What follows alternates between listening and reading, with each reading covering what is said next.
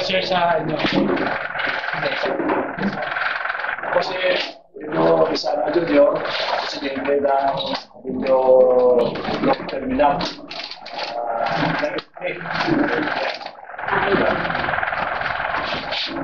Organized Gordon Biglar, bansang Terminal Presidente.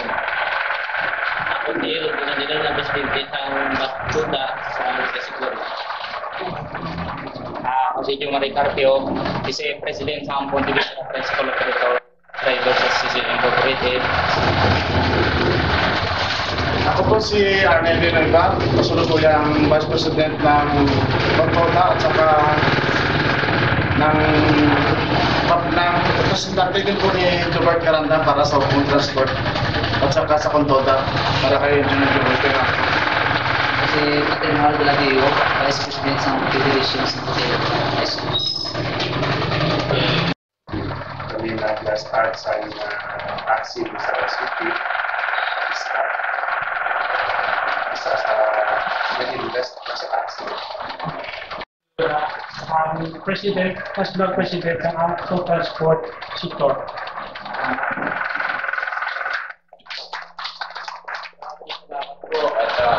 Bago po tayo magsimula ay bigyan po natin ng pagkakataon ng pakilala yung ating programa, si Captain po.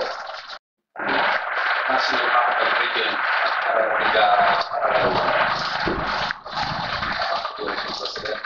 Maroka.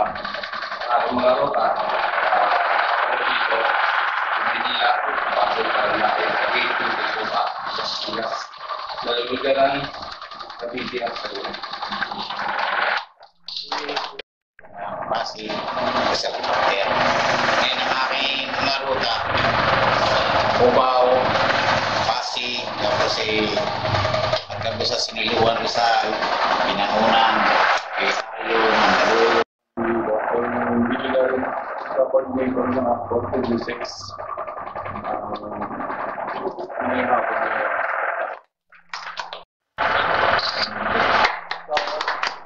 Ang AXO ay bumubuo po sa buong Pilipinas. At kami po ay umiikot at dami nang umiikot para mabantayan at may paglaban o maglaban ng komisyon ang iba't ibang ating mga problema. Sektor, pinakamababa ng katungkulan. Nagsimula po tayo sa transport ng janitor at naging messenger po tayo kapag may problema po ang mga driver ay tayo po yung nagpapagay sa port, tayo din, nagpapansin. Ako po kasi at saka yung ako at saka pangunguna ko kami ang nakapagpaalis kay Edwin Bautista ang LTFRB. Isa sa mga nagpahilap sa inyo yun.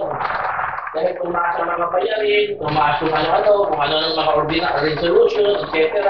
Pumunta kayo ng LTFRB, hindi maintindihan ng director kung anong gagawin niya. Di ba po, gano'n yung naging mahirap. Kaya pinatransit ko namin eh.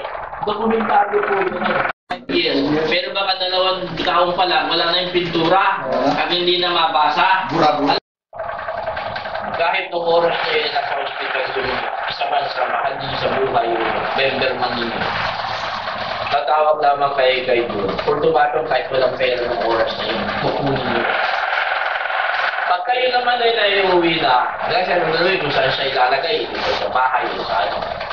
O di walang problema yung pamilya, nakatulong pa yung association.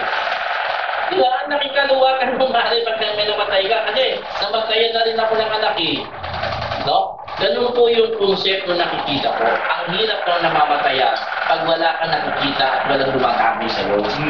Ang hirap, makapanin natin yung katotohanan na yun. Ngayon, tatawag lang kayo kay June. Bilang, kay Fred, may namatay yung member natin o kilala natin dito sa Capiz. Ngayon, kahit walang ang kurang binigay kakalit, pangalan at saka yung kontak kung sino yung pwede kausapin ko sa may pupunta na doon, kahit wala siyang pera na ilalabas. Pagdating po doon sa naayos na yun, ay meron kami yung kontrata pag member PCV lang. Pero hindi pa akong bakyang ipapakit. Yung talagang ang servisyo ay halaga ay 35,000. Pero 15,000 na ang magayaran mo pag member ka na ako.